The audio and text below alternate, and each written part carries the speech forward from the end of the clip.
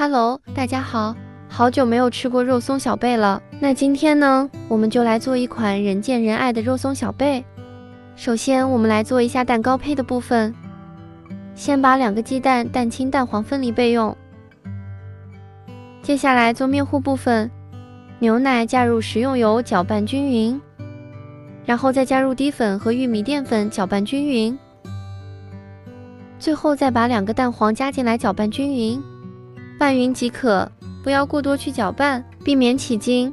然后来准备蛋清部分，蛋清加入少许柠檬汁，再把细砂糖分3次加入蛋白中搅打，糖分3次加进来，蛋白的搅打会更稳定，而且会更细腻。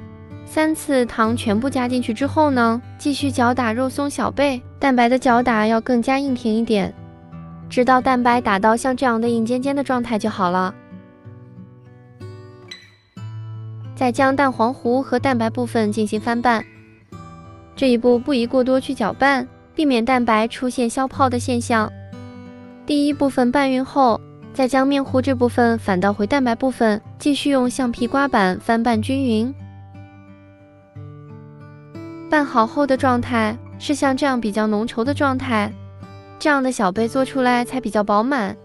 然后再将面糊大小一致的挤在烤盘上，烤箱上下火170度烤15分钟左右，烤至表面金黄，出炉震一下。